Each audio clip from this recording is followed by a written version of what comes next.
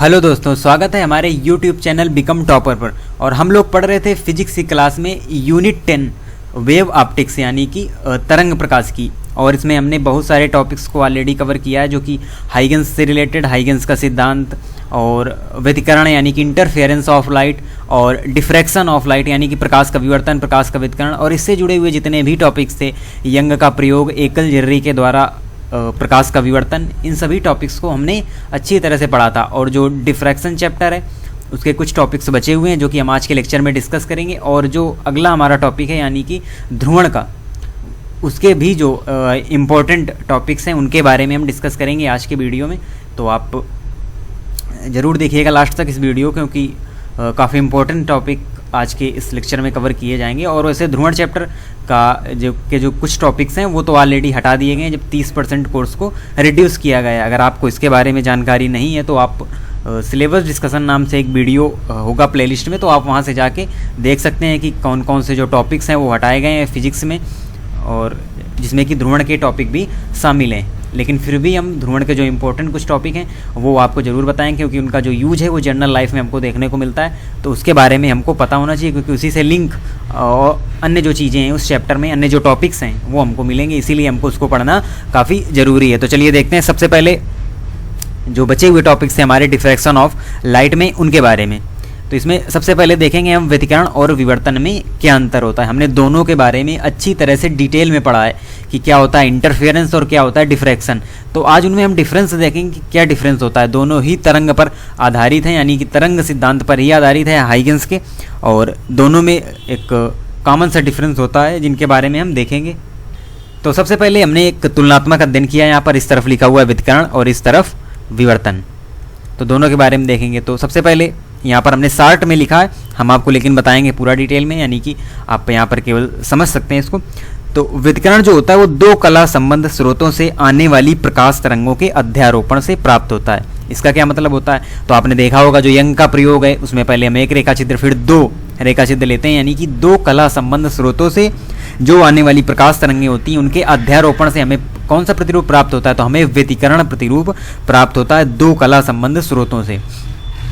और अगर हम बात करें विवर्तन की, तो विवर्तन में हमको एकल रेखा छिद्र, यानी कि विवर्तन एकल रेखा छिद्र विभिन्न, यानी कि एक ही तरंगाग्र के विभिन्न बिंदुओं से आने वाली तरंगिकाओं के अध्यारोपण से प्राप्त होता है। तो हमने इसमें देखा था विवर्तन में कि एक छिद्र के द्वारा, एक अवरोध के द्वारा प्रकाश का आंशिक रूप से मुड़ जाना ही प्रकाश का विवर्तन कहलाता है। तो ये आपको याद रखना, इसमें दो कला संबंध, इसमें एकल रेखा छिद्र के द्वारा ही विवर्तन होता है। फिर दूसरा नंबर क्या है, वो है फ्रिंजें एक ही चौड़ाई की अथवा नहीं भी। इसका क्या मतलब है, तो व्यतिकरण फ्रिंजें एक ही चौड़ाई की हो भी सकती हैं और नहीं भी हो सकती हैं, यानी कि उनकी चौड़ाई है जो डिफरेंस भी हो सकती है और एक समान भी हो सकती है, दोनों कंडीशन पॉसिबल है यहाँ पर।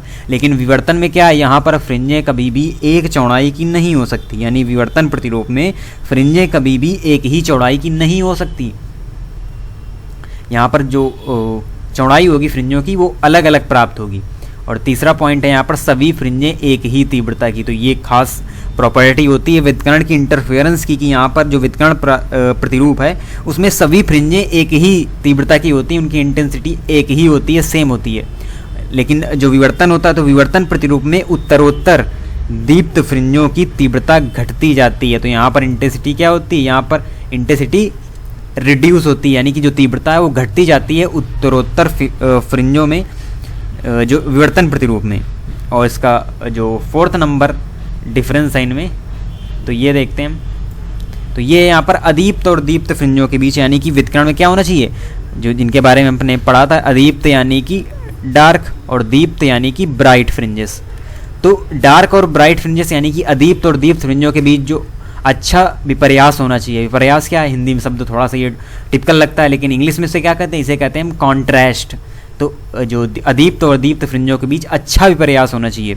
लेकिन विवर्तन में क्या है, विवर्तन में कंडीशन है कि दीप्त व अदीप्त फ्रिंजों के बीच मंद विपर्यास होना चाहिए, यानी कि मंद कंट्रास्ट होना चाहिए। तो ये अंतर होता है। यहाँ पर फोर प्रॉपर्टी हमने देखी, व्यतिकरण और विवर्तन में जो डिफरेंस क्रिएट करती हैं वो आपस में इनका हम तुलनात्मक अध्ययन किया हमने। अब देखते हैं अगला टॉपिक इस चैप्टर का, यानी हमारे जो विवर्तन टॉपिक्स का। तो इसमें जो अगला आता है वो आता है फ्रेनल दूरी। फ्रेनल दूरी क्या होते हैं, इसे हम एक और नाम से जानते हैं किरण प्रकाशिकी की वैधता। जो फ्रेनल दूरी होती है उसे से हम किरण प्रकाशिकी की जो वैधता है उसको भी यहाँ से हम निकाल लेते हैं। तो क्या है, अगर कहीं भी आ जाए किरण प्रकाशिकी की जो किरण प्रकाशिकी की वैधता है उसकी पुष्टि कीजिए, तो वहाँ पर फ्रेनल दूरी ही होती है। फ्रेनल दूरी को ही हम ये भी कह सकते हैं किरण प्रकाशिकी की वैधता बताती है, जो फ्रेनल दूरी होती है वो। तो ये क्या होगी, किरण प्रकाशिकी की वैधता। तो क्या होती है फ्रेनल दूरी, किसी प्रकाश पुंज द्वारा विवर्तन के कारण विस्तारित होने से पूर्व तय की गई दूरी को फ्रेनल दूरी कहते हैं।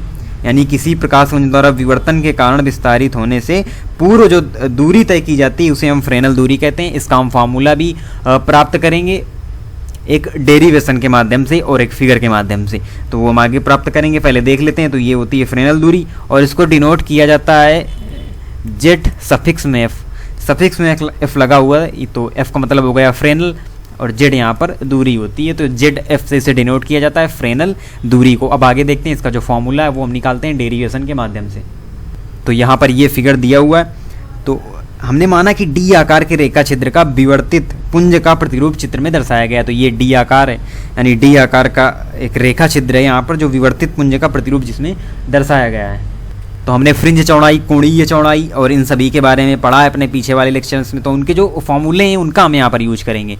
तो हम क्या करेंगे, तो ये फिगर बना हुआ, तो हम विवर्तित पुंज की कोणीय चौड़ाई निकाल देंगे यहाँ पर। तो कोणीय चौड़ाई क्या होगी यहाँ पर, विवर्तित पुंज की कोणीय चौड़ाई, तो यहाँ पर होगी कोणीय चौड़ाई होती है थीटा बराबर लैम्डा अपान डी, यानी तरंग दैर्घ्य और ये डी जो दी हुई रेखा क्षेत्र के बीच की दूरी। लैम्डा क्या, ये प्रकाश की तरंग दैर्घ्य। यदि जेड दूरी तय करने के पश्चात विवर्तन के कारण पुंज की रेखीय चौड़ाई x हो, ये देखिए ये जो जेड दूरी है ये यहाँ पर तय की गई पुंज के द्वारा, फिर इनके बीच की जो विवर्तन के कारण पुंज की रेखीय चौड़ाई ये है रेखीय चौड़ाई। रेखीय चौड़ाई ये दी हुई है कितनी, ये दी हुई है x। अगर रेखीय चौड़ाई x है तो फिर यहाँ पर रेखीय चौड़ाई बराबर x बराबर होता है थीटा इंटू जेड। थीटा ये बीच का कोण है, जेड जो है वो है यहाँ पर दूरी जो तय की जाती है, यानी कि इसको फ्रेनल दूरी भी कह सकते हैं। अब थीटा की जगह थीटा का मान रख देंगे, तो ये हो जाएगा क्या, x बराबर लैम्डा अपान डी इंटू जेड। ये यहाँ पर हमको प्राप्त हो गया। आप फ्रेनल दूरी की परिभाषा का यूज करेंगे हम यहाँ पर। फ्रेनल दूरी की परिभाषा से हमको यहाँ पर x बराबर डी, आप देख भी सकते हैं x बराबर है किसके, d के बराबर है यहाँ पर, और z की जगह हम जेड एफ लिख सकते हैं। तो ये डिनोट कर देगा किसे, फ्रेनल दूरी को। यही है फ्रेनल दूरी है जो जेड दी हुई है, इसको हम जेड एफ भी लिख सकते हैं। तो x बराबर हमने d ली, z बराबर जेड एफ ले लिया। तो अब क्या बनेगा यहाँ पर, तो अब x की जगह हम यहाँ पर ये इसी वाले फार्मूले में रख रहे हैं, तो x की जगह हम रख देंगे d बराबर लैम्डा अपान डी इंटू जेड एफ। ये यहाँ पर मिला हमको। तो यहाँ पर फाइनल फार्मूला क्या बनेगा, हमको तो निकालना है जेड एफ यानी फ्रेनल दूरी का फार्मूला। तो यहाँ पर जो फाइनल फार्मूला बनेगा वो बनेगा हमारा जेड एफ बराबर, यहाँ पर क्रॉस मल्टीप्लिकेशन हो जाएगा, यानी कि डी स्क्वायर बाई लैम्डा। तो ये होता है फ्रेनल दूरी का फार्मूला। आपको न्यूमेरिकल में इसका यूज पड़ेगा जब हमको फ्रेनल दूरी निकालना होगा और हमको दिया होगा डी और लैम्डा, हमको ऑलरेडी दिया गया होगा, तब हम जेड एफ बराबर डी स्क्वायर अपन लैम्डा फार्मूले से इसे निकाल लेंगे। और इससे क्या स्पष्ट होता है, इससे ये स्पष्ट होता है कि फ्रेनल दूरी चलने के पश्चात तरंग प्रभाव ज्यामितीय प्रभाव पर हावी हो जाता है। इस प्रकार किरण प्रकाश की फ्रेनल दूरी से कम दूरी के लिए लागू होती है।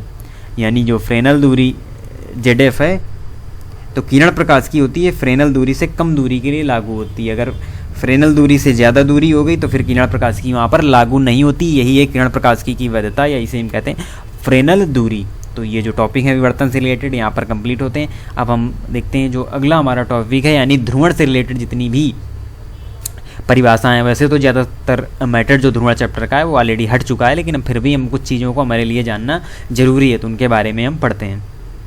अब ध्रुवण चैप्टर में हम जानते हैं जो मुख्य टर्म होते हैं अध्रुवित प्रकाश, ध्रुवित प्रकाश, अभी आगे आपको टर्म मिलेंगे, तो उनसे पहले हम क्यों ना यही जान लें कि किसे कहते हैं अध्रुवित प्रकाश और किसे कहते हैं ध्रुवित प्रकाश। इन दोनों टर्म्स के बारे में जब अच्छी तरह से पता चल जाएगा हमको, तो हम आगे ऑलरेडी ध्रुवण की परिभाषा को अच्छी तरह से समझ पाएंगे और प्रकीर्णन द्वारा जो प्रकाश का ध्रुवण होगा उसको भी अच्छी तरह से समझ पाएंगे और अन्य जो प्रयोग हैं उनको भी अच्छी तरह से समझ पाएंगे। तो चलिए देखते हैं। तो जो अध्रुवित प्रकाश होता है वह प्रकाश जिसमें वैद्युत वेक्टर के कंपन प्रकाश की संचरण की दिशा की लंबवत यहाँ पर विशेष आपको याद रखना है लंबवत, तो वह प्रकाश जिसमें वैद्युत वेक्टर के कंपन प्रकाश के संचरण की दिशा के लंबवत तल में सभी दिशाओं में सममित रूप से होते हैं। इसका क्या मतलब है? तो जो अध्रुवित प्रकाश होता है उसमें वैद्युत वेक्टर के कंपन सभी दिशाओं में होते हैं, यानी प्रकाश के संचरण की दिशा के लंबवत सभी दिशाओं में। जैसे ये है प्रकाश तरंग संचरण की दिशा, तो जो अध्रुवित प्रकाश होंगे तो वैद्युत वेक्टर के कंपन, ये अध्रुवित प्रकाश ऐसा प्रकाश है, अनपोलराइज्ड लाइट है वह प्रकाश जिसमें वैद्युत वेक्टर के कंपन प्रकाश के संचरण की ये दिशा हमने बना दी। तो इस संचरण की दिशा के लंबवत तल में सभी दिशाओं में सममित रूप से होते हैं, यानी अध्रुवित प्रकाश ये होगा इधर से इधर, एक तारे के रूप में हम इसे डिनोट कर देते हैं। ये होता है अध्रुवित प्रकाश, यानी देखिए सभी दिशाओं में यहाँ पर आपको सममित रूप से मिलेंगे जो प्रकाश के संचरण की वैद्युत वेक्टर की ये कंपन है। इसी प्रकार से इसे हम एक तारे के रूप में बना देते हैं, तो यही हो जाता है क्या हमारा अध्रुवित प्रकाश होता है। अब हम जानते हैं क्या होता है हमारा ध्रुवित प्रकाश। तो ध्रुवित प्रकाश के बारे में पढ़ते हैं, तो वह प्रकाश जिसमें वो इसी से मिलती जुलती उसकी भी डिफिनीशन है, थोड़ा सा वहाँ पर अंतर होता है। अंतर ये होता है कि वह प्रकाश जिसमें वैद्युत वेक्टर कंपन प्रकाश के संचरण की दिशा के लंबवत तल में केवल एक ही दिशा में होते हैं, यानी यहाँ भी लंबवत होते हैं लेकिन केवल एक ही दिशा में, एक ही पर्टिकुलर दिशा में जो ध्रुवित प्रकाश होता है उसमें वैद्युत वेक्टर कंपन केवल एक ही दिशा में होते हैं। और यहाँ पर देखिए सभी दिशाओं में सममित रूप से संचरित होते हैं। तो अब ये प्रकाश संचरण की दिशा हो गई, प्रकाश संचरण की दिशा के लंबवत तो हमको रखना है लेकिन वो एक ही दिशा में होने चाहिए, तो वो ध्रुवित प्रकाश होगा। ये देखिए अगर सभी दिशाओं में हम कर देंगे तो ये हो जाएगा अध्रुवित प्रकाश अनपोलराइज्ड, और ये है पोलराइज लाइट। तो यहाँ पर देखिए हम इसी तरह से कंपन बनाएंगे जो कि एक ही दिशा को डिनोट करेंगे, तो इसे इस प्रकार से डिनोट किया जाता है जो ध्रुवित प्रकाश है। और इसे समतल ध्रुवित प्रकाश भी कह देते हैं हम, यानी दोनों इसके नाम है, ध्रुवित प्रकाश कह दें हम या समतल ध्रुवित प्रकाश कह दें। तो ये कागज के तल के समांतर है, कागज के तल के लंबवत, जैसे इसे एक इस प्रकार से भी डिनोट किया जा सकता है और इस प्रकार से भी, जैसे ये प्रकाश संचरण की दिशा है और इसे इस प्रकार से भी डिनोट किया जा सकता है। तो दो प्रकार से डिनोट किया जा सकता है, ध्रुवित प्रकाश को और अध्रुवित प्रकाश में वैद्युत वेक्टर के कंपन सभी दिशाओं में, ध्रुवित प्रकाश में वैद्युत वेक्टर के कंपन केवल एक ही दिशा में आपको देखने को मिलेंगे। तो ये होता है अध्रुवित प्रकाश और ध्रुवित प्रकाश। अब जानते हैं इसके आगे के जो टॉपिक्स हैं इंपॉर्टेंट हमारे लिए। अब देखते हैं क्या होता है प्रकाश का ध्रुवण। तो प्रकाश का ध्रुवण किसी प्रकाश तरंग में वैद्युत वेक्टर के कंपनों को तरंग संचरण की दिशा के लंबवत किसी विशेष दिशा में सीमित कर देने की घटना को प्रकाश का ध्रुवण कहते हैं। तो अभी हमने पढ़ा ध्रुवित प्रकाश के बारे में, अध्रुवित प्रकाश के बारे में। तो ये क्या होता है, जो ध्रुवण होता है तो जो वैद्युत वेक्टर के कंपन होते हैं वो तरंग संचरण की दिशा के लंबवत ही होते हैं, तो किसी विशेष दिशा में सीमित कर दिया जाता है ध्रुवण के द्वारा, यानी ध्रुवण की घटना के द्वारा उन्हें किसी विशेष दिशा में सीमित कर दिया जाता है। तो इसे हम कहते हैं प्रकाश का ध्रुवण। तो यही होता है प्रकाश का ध्रुवण। और अब आप कहेंगे आपने डिफिनीशन तो बोल दी लेकिन आपने लिखा नहीं, तो हम आपको पहले ही बता चुके हैं कि जो डिफिनीशंस हैं जो यहाँ पर लिखी नहीं जाती हैं तो आप इनको केवल सुनिए और समझिए, और ये जो डिफिनीशन होगी ये आपको लिखी लिखाई हमारे जो टेलीग्राम चैनल है उसमें अवेलेबल हो जाएगी जब हमारी ये यूनिट कंप्लीट हो जाएगी। तो आप इसके लिए बिल्कुल भी टेंशन न लें, हम डेली आपको बताते हैं कि जो डिफिनीशन है, न्यूमेरिकल्स हैं, और जो यानी कि न्यूमेरिकल्स न्यू एडिशन बुक के न्यूमेरिकल्स और डेरिवेशन है, फॉर्मूले हैं और जो डिफिनीशंस हैं, ये जो सभी चीज़ें हैं ये आपको टेलीग्राम चैनल पर अवेलेबल हो जाएंगी। वहाँ से आप PDF डाउनलोड कर सकते हैं, उसमें सभी ये आपको लिखा लिखाया मिलेगा। यहाँ पर हम आपको सिर्फ समझाते हैं और कुछ चीज़ें लिख भी देते हैं, और फिगर के माध्यम से भी आपको अच्छी तरह से डेरिवेशन भी समझाया जाता है। तो आप इसलिए यहाँ पर सिर्फ समझते जाइए, सुनते जाइए, और यहाँ पर आपको कुछ भी लिखने की ज़रूरत नहीं है। जब हम आपको डेरिवेशन कराएं तो आप ज़रूर उसको लगा सकते हैं, लिख सकते हैं, वो आपके लिए ही बेहतर होगा, बेस्ट होगा। तो चलिए देखते हैं आगे प्रकाश का ध्रुवण। तो ये होता है प्रकाश का ध्रुवण, आपने डिफिनीशन शायद सुन ली होगी। किसी प्रकाश तरंग में वैद्युत वेक्टर के कंपनों को तरंग संचरण की दिशा के लंबवत किसी विशेष दिशा में सीमित कर देने की जो घटना होती है उसे हम प्रकाश का ध्रुवण कहते हैं। अब प्रकाश के ध्रुवण को एक फिगर के माध्यम से यहाँ हम देख लेते हैं। तो ये यहाँ पर देखिएगा, ये जो है सभी दिशाओं में कंपन हो रहे हैं, तो ये अभी हमने आपको पीछे पढ़ाया है। तो ये क्या है, ये है अध्रुवित प्रकाश, अध्रुवित प्रकाश। ये यहाँ पर अध्रुवित प्रकाश है, ये देखिए चला यहाँ पर, ये जो तरंग संचरण ये सभी चले, और ये जो प्लेट है ये ध्रुवित प्लेट है, यानी कि ये ध्रुवण से रिलेटेड, जैसे इसी जगह हम पोलेराइड अगर रख दें तो पोलेराइड का भी काम क्या होता है, वो अध्रुवित प्रकाश को ध्रुवित प्रकाश में चेंज कर देता है। यानी कि जो आगे प्रकाश हमको मिलेगा इस प्लेट के बाद वो हमको ध्रुवित मिलेगा। यहाँ देखिए जो विद्युत वेक्टर के कई सारे कंपन आए सभी दिशाओं में संचरित होते हुए, लेकिन जैसे इस प्लेट से गुजारा गया तो यहाँ पर सिर्फ एक ही बचा और एक ही दिशा में हमको प्राप्त हो गया क्या, ध्रुवित प्रकाश। हमको यहाँ पर ध्रुवित प्रकाश सिर्फ मिलता है, हमको मिला ध्रुवित प्रकाश, अध्रुवित से ध्रुवित कर दिया। इसी घटना को प्रकाश का ध्रुवण कहा जाता है। और यहाँ पर इस जगह हम विभिन्न प्रकार के अलग अलग चीज़ों का भी उपयोग करते हैं, जैसे पोलेराइड है, टूरमैलिन क्रिस्टल है और कई सारी विभिन्न प्रकार की जो हम विभिन्न प्रकार के डिफरेंट टाइप के जो ध्रुवक हैं वो यहाँ पर हम यूज करके जो भी अध्रुवित प्रकाश को ध्रुवित प्रकाश में बदल दे उसी घटना को हम ध्रुवण कहते हैं। और ये यहाँ पर ध्रुवक का काम करता है। इसमें कोई निश्चित नहीं है कि हम कौन सी लेनी प्लेट, हम कुछ भी यहाँ पर ले सकते हैं, पोलेराइड है, टूरमैलिन क्रिस्टल है या अन्य टाइप्स के जो जितने भी क्रिस्टल हैं उनको भी यहाँ पर हम ले सकते हैं। तो ये एक ध्रुवक प्लेट है जिसके द्वारा अध्रुवित प्रकाश को बस हमको ध्रुवण में क्या करना है, हमको ध्रुवण में जो अध्रुवित प्रकाश है उसको ध्रुवित प्रकाश में चेंज करना है, यानी पोलराइज्ड लाइट में चेंज करना है। तो उसी का ये आप प्रोसेस देख सकते हैं। तो इस पूरे प्रोसेस को कहा जाता है ध्रुवण। ये होता है ध्रुवण। अब आगे के हम टॉपिक्स के बारे में देखते हैं यहाँ पर। अब यहाँ पर ध्रुवण से रिलेटेड एक नियम होता है, यानी कि एक रूल होता है जिसे हम ब्रूस्टर लॉ कहते हैं, ब्रूस्टर का नियम। वैसे तो ये जब 30% कोर्स कम किया गया तो इसको हटा दिया गया आपके कोर्स से, लेकिन आपको सिर्फ इसका फार्मूला याद रखना है क्योंकि न्यूमेरिकल्स में इसका यूज हमको देखने को मिलेगा। इसका जो डेरिवेशन है, जो फिगर है, उस जो परिभाषा है उसके बारे में जानना हमको बिल्कुल भी आवश्यक नहीं है क्योंकि ये ऑलरेडी कोर्स से हटा दिया गया, सिलेबस से हटा दिया गया। तो ब्रूस्टर लॉ क्या होता था, तो ब्रूस्टर लॉ, ब्रूस्टर नियम, आपको सिर्फ फॉर्मूला याद रखना है, n बराबर यानी अपवर्तनांक बराबर tan IP। ये होता है फॉर्मूला ब्रूस्टर के नियम का, यानी जो माध्यम का अपवर्तनांक है ध्रुवण कोण की स्पर्श ज्या के बराबर होता है। तो ये जो IP है ये है ध्रुवण कोण,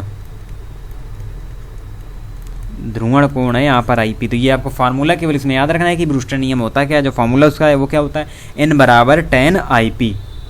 तो यहाँ पर जो प्रकाश का ध्रुवण है वो बहुत सारी विधियों के द्वारा किया जाता है, लेकिन जो हमारे सिलेबस में है वो प्रकीर्णन द्वारा प्रकाश का ध्रुवण हमारे सिलेबस में है। तो इसलिए हम इसके बारे में जानेंगे कि प्रकीर्णन द्वारा जो प्रकाश का ध्रुवण है वो किस प्रकार से किया जाता है। तो एक फिगर के माध्यम से यहाँ पर समझेंगे। जो इसकी लैंग्वेज है वो आपको हम बताते जा रहे हैं, तो आप सुनते जाइए, बाकी फिगर में देखते जाइए और समझते जाइए। और इसकी जो लिखी हुई डिफिनीशंस है वो आपको टेलीग्राम चैनल पर अवेलेबल हो जाएगी। और तो क्या है, आपतित अध्रुवित प्रकाश की लंबवत दिशा में प्रकीर्णित प्रकाश पूर्णतः समतल ध्रुवित होता है। ये यहाँ पर कहा गया है प्रकीर्णन द्वारा प्रकाश के ध्रुवण के लिए। अब हम सबसे पहले क्या करते हैं, हम जो फिगर है उसको पहले बना लेते हैं। तो यहाँ पर ये है एक्स अक्ष, ये है हमारा एक्स अक्ष और ये है वाई अक्ष और ये है जेड है, यानी 3 डायमेंशनल फिगर यहाँ पर बना हुआ है जिसमें इस तरफ है अध्रुवित प्रकाश। अध्रुवित प्रकाश तो इसी प्रकार से डिनोट करते हैं एक तारे के रूप में। तो ये क्या है, ये हमारा दिया हुआ है अध्रुवित प्रकाश। ठीक है, अब यहाँ पर क्या है, यहाँ पर ये है प्रकीर्णक, प्रकीर्णक। अब इसकी यहाँ पर क्रिया भी समझते हैं। यहाँ पर ओ ले लेते हैं।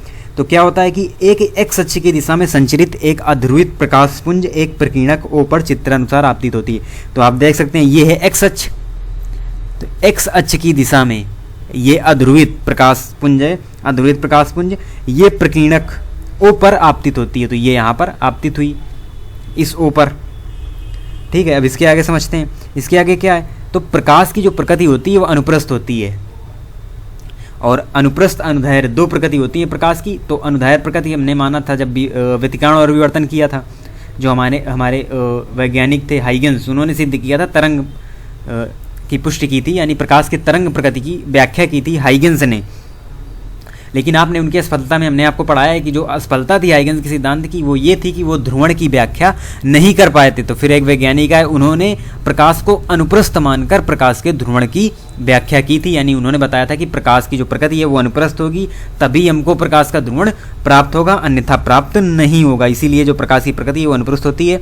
तो वाई अक्ष से देखने पर, वाई अक्ष से हम यहाँ पर देखेंगे, ये है हमारा वाई अक्ष और इस तरफ से हम यहाँ पर देखेंगे। तो वाई अक्ष से हम देख रहे हैं वाई अक्ष से देखने पर क्या होता है, वाई अक्ष के जो वैद्युत वेक्टर के कंपन है वो वाई अक्ष के लंबवत अथवा जेड अक्ष के समांतर होने चाहिए।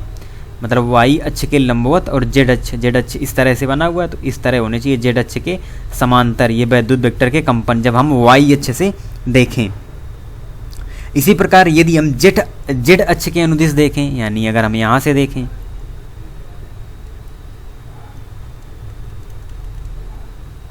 जेड अक्ष के अनुदिश अगर हम देखें तो हमको जो वैद्युत वेक्टर के कंपन है वो जेड अक्ष के लंबवत अथवा वाई अक्ष के समांतर दिखने चाहिए। यानी किस तरह से, जेड अक्ष के लंबवत हों और वाई अक्ष के समांतर हों। तो इस प्रकार से कुछ हमको वैद्युत वेक्टर के कंपन दिखने चाहिए वाई अक्ष और जेड अक्ष से देखने पर। तो इस प्रकार हमको क्या पता चला, तो इस प्रकार आपतित प्रकाश की लंबवत दिशा में प्रकीर्णित प्रकाश सदैव समतल ध्रुवित होता है। ये जो दोनों प्रकाश दिए हुए हैं ये भी समतल ध्रुवित है और ये भी समतल ध्रुवित है। यानी ध्रुवित समतल ध्रुवित बात है कि हमने आपको पहले बताया था, इसमें जो वैद्युत वेक्टर के कंपन होते हैं वो एक ही दिशा में होते हैं। तो आप देख भी सकते हैं एक ही दिशा में यहाँ पर दिए हुए हैं जो वैद्युत वेक्टर के कंपन है। तो क्या यहाँ पर प्राप्त हुआ हमको कि आपतित प्रकाश की लंबवत दिशा में प्रकीर्णित प्रकाश, क्योंकि हम प्रकीर्णन द्वारा प्रकाश का ध्रुवण पढ़ रहे हैं इसीलिए आपतित प्रकाश की लंबवत दिशा में प्रकीर्णित प्रकाश सदैव समतल ध्रुवित होता है और अन्य सभी दिशाओं में आंशिक समतल ध्रुवित होता है। तो जो समतल ध्रुवित की कंडीशन है प्रकीर्णित प्रकाश की वो आप देख सकते हैं वाई अक्ष और जेड अक्ष पर हमको यहाँ पर प्रदर्शित हो रही है। जो आपतित प्रकाश की लंबवत दिशा में, आपतित प्रकाश की लंबवत दिशा में वाई अक्ष भी है और आपतित प्रकाश की लंबवत दिशा में जेड अक्ष भी है। तो वहां पर जो हमको प्रकाश प्राप्त होता है, तो हमने तो जो लिया था, हमने लिया था अध्रुवित प्रकाश पुंज, लेकिन हमको यानी कि आपतित प्रकाश की लंबवत दिशा में प्राप्त हो रहे हैं प्रकीर्णित प्रकाश यानी कि समतल ध्रुवित प्रकाश, और लंबवत नीचे भी जो जेड अक्ष है वो भी एक्स अक्ष के लंबवत है, तो वहां पर भी हमको समतल ध्रुवित प्रकाश प्राप्त हो रहा है। तो यही होता है प्रकीर्णन द्वारा प्रकाश का ध्रुवण। तो आई होप आप अच्छी तरह समझ गए होंगे प्रकीर्णन द्वारा प्रकाश का ध्रुवण बाय फिगर, बाय डेफिनेशंस और बाय लैंग्वेज। हमने आपको सभी तरह से इसको अच्छे से एक्सप्लेन कर दिया है। अब बढ़ते हैं हम अगले टॉपिक की ओर। अगला टॉपिक है हमारा पोलेराइड। बहुत ही इंपॉर्टेंट टॉपिक है और इसके जो उपयोग हैं यानी पोलेराइड के उपयोग वो 30% कोर्स कम करने में हटा दिए गए हैं, लेकिन हम फिर भी आपको इसके उपयोग बताएंगे, पोलेराइड के उपयोग बताएंगे, क्योंकि वो हमारी निजी ज़िंदगी में यानी हमारी जर्नल लाइफ में काफ़ी यूजफुल हैं जो पोलेराइड का उपयोग है। और हम देखते भी हैं सामान्य ज़िंदगी में हम उन वस्तुओं का प्रयोग करते हैं जिनमें पोलेराइड का उपयोग किया जाता है बहुत ही बड़े स्तर में, इसलिए उनके उपयोग के बारे में हम आपको बताएंगे फॉर जनरल इन्फॉर्मेशन। यानी आपको एक जनरल इन्फॉर्मेशन होनी चाहिए पोलेराइड के उपयोग के बारे में। फिजिक्स तो एक अलग बात है और सिलेबस एक अलग बात है। तो सबसे पहले हम जान लेते हैं क्या होता है पोलेराइड, उसके बाद देखेंगे हम उसके कुछ उपयोग जो कि रिलेटेड होंगे अपनी निजी ज़िंदगी से। तो सबसे पहले देखते हैं पोलेराइड। तो पोलेराइड क्या, ये भी प्रकाश को समतल ध्रुवित करने की एक विधि है, यानी कि पोलेराइड के द्वारा भी अध्रुवित प्रकाश को ध्रुवित प्रकाश में चेंज किया जाता है। तो जो पोलेराइड होता है तो ये एक सस्ती विधि है, यानी पोलेराइड समतल ध्रुवित प्रकाश उत्पन्न करने की एक सस्ती व्यापारिक विधि है। इसमें होता क्या है, इसमें ये होता है कि बड़े आकार की एक फिल्म होती है। पोलेराइड क्या होता है, एक बड़े आकार की फिल्म होती है जिसमें दो कांच की प्लेटों के बीच रखा जाता है। एक बड़े आकार की फिल्म को दो कांच की प्लेटों के बीच रखा जाता है और इस फिल्म को तैयार करने के लिए ये आपको याद रखना है, जो इसमें क्रिस्टल यूज किया जाता है उसको आपको याद रखना है। ये कौन सा तैयार किया जाता है, यानी इस फिल्म को तैयार करने के लिए कार्बनिक यौगिक होता है आयोडोसल्फेट ऑफ क्यूनाइन, आयोडोसल्फेट ऑफ क्यूनाइन या क्यूनेन का आयोडोसल्फेट। तो क्या होता है आप देखिएगा, कुनैन का आयोडोसल्फेट, कुनैन का आयोडोसल्फेट ये क्रिस्टल है जिसका यूज किया जाता है, यानी इसके अति सूक्ष्म क्रिस्टल नाइट्रोसेलुलोज, ये भी आपको याद रखना है, नाइट्रोसेलुलोज, नाइट्रोसेलुलोज की एक पतली चादर पर किसी एक विशेष विधि द्वारा इस प्रकार फैला दिए जाते हैं कि सभी क्रिस्टलों की प्रकाशिक अक्षें परस्पर समांतर रहें। तो क्या एक बार फिर हम आपको शुरू से बताते हैं। तो पोलेराइड समतल ध्रुवित प्रकाश उत्पन्न करने की एक विधि।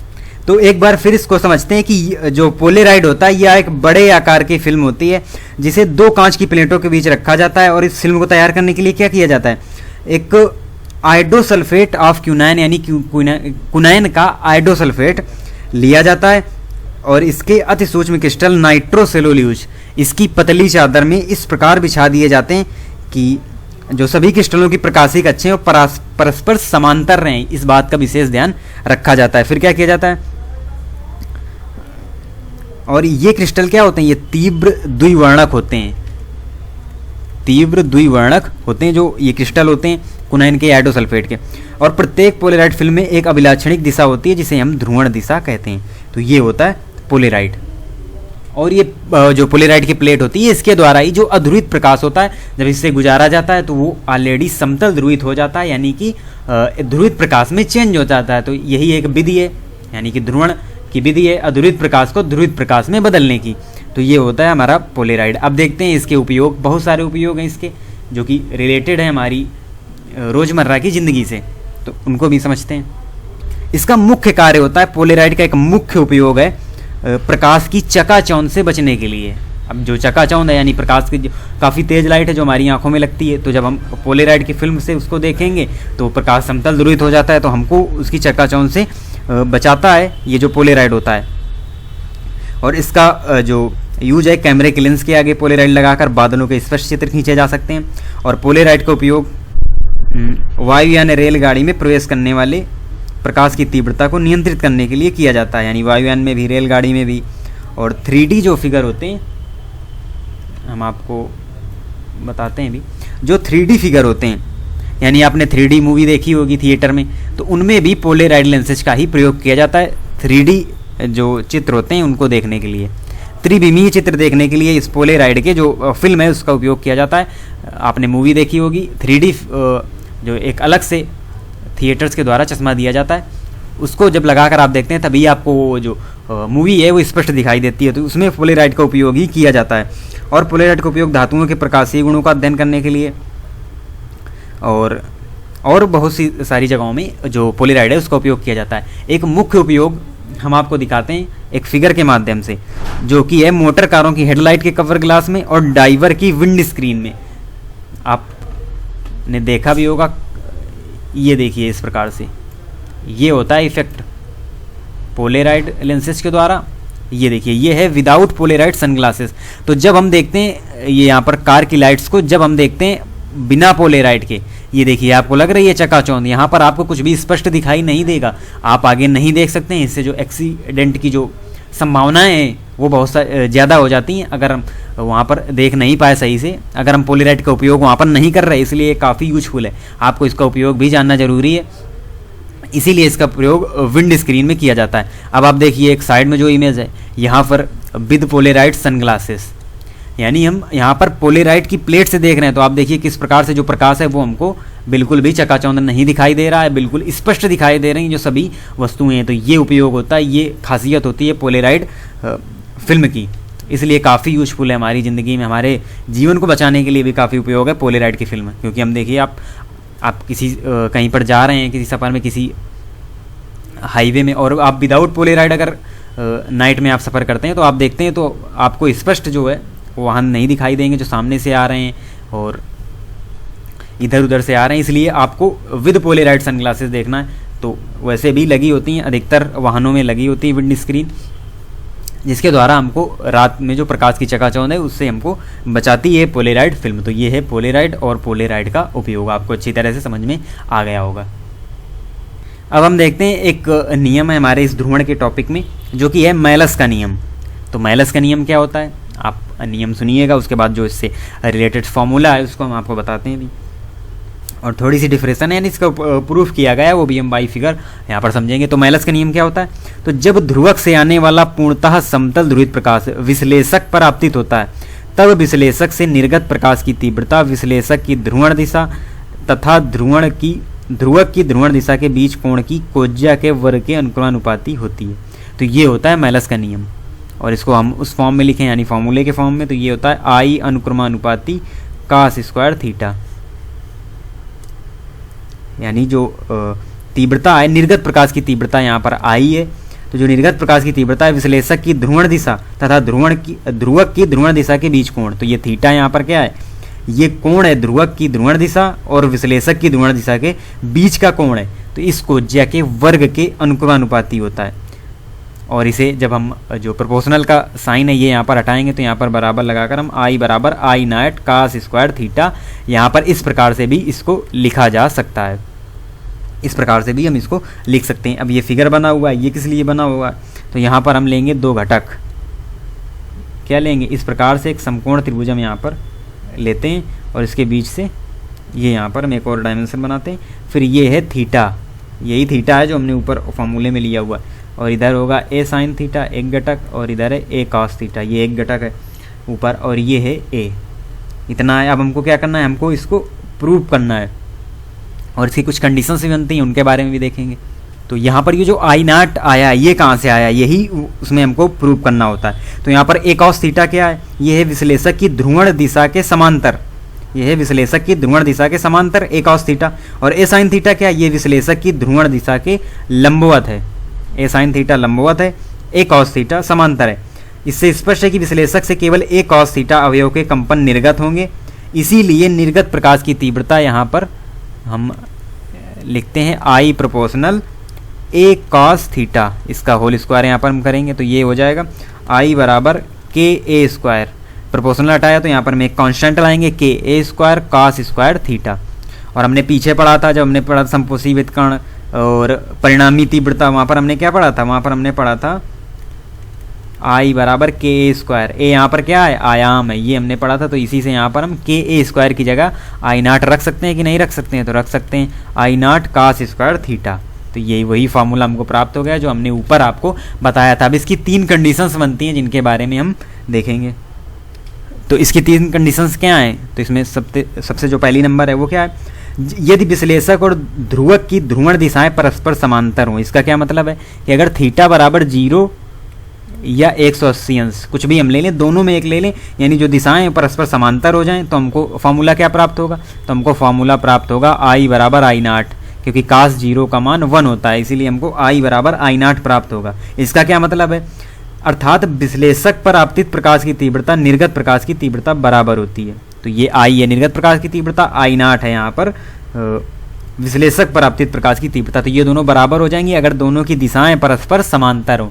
अब दूसरी कंडीशन क्या है, दूसरी कंडीशन यह है कि अगर ध्रुवक और विश्लेषक की ध्रुवण दिशाएं परस्पर लंबवत हो जाएं, यानी कि थीटा बराबर 90 डिग्री और कास 90 का मान होता है 0, तो यहाँ पर कंडीशन बन जाएगी आई बराबर 0, यहाँ पर शून्य होगी, यानी कि निर्गत प्रकाश की जो तीव्रता है वो शून्य होगी अगर हम दिशाएं ध्रुवक और विश्लेषक की ध्रुवण दिशाएं आपस में परस्पर लंबवत ले लेंगे। अब यहाँ पर तीसरी और लास्ट कंडीशंस क्या बनेगी, यदि ध्रुवक है ही नहीं, यानी ध्रुवक नहीं है, अर्थात विश्लेषक पर आपतित प्रकाश की तीव्रता अध्रुवित है, तो एक पूर्ण चक्र के लिए कास स्क्वायर थीटा का औसत मान 1/2 होता है। इसीलिए यहाँ पर जो कंडीशंस बनेगी ये सबसे स्पेशल कंडीशन है, आई नॉट बाई 2 ये बनेगी यहाँ पर, यानी विश्लेषक से निर्गत प्रकाश की तीव्रता आपतित प्रकाश की तीव्रता की आधी होती है अगर वहाँ पर ध्रुवक नहीं है, ध्रुवक है ही नहीं, केवल वहाँ पर विश्लेषक है, तो हम यहाँ पर सहारा लेंगे किसका, कास स्क्वायर का। तो एक पूर्ण चक्र के लिए जो कास स्क्वायर थीटा का औसत मान होता है वो होता है 1/2, तो उसी का यहाँ पर यूज करेंगे हम आई बराबर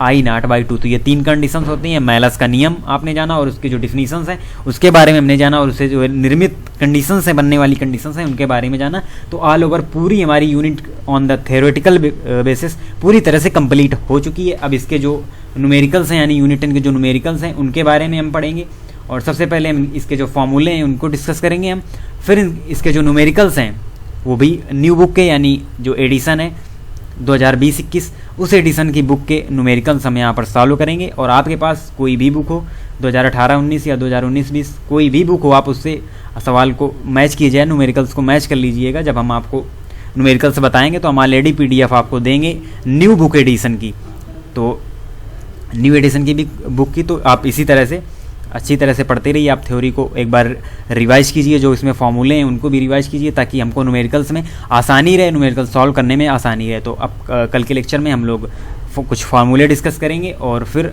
हम न्यूमेरिकल सॉल्व करेंगे जो इस यूनिट के हैं। तो आप इसी तरह से चैनल से जुड़े रहिए और टेलीग्राम चैनल को भी ज्वाइन कीजिए, और इसी तरह से लगातार निरंतर अपनी पढ़ाई को जारी रखिए। धन्यवाद।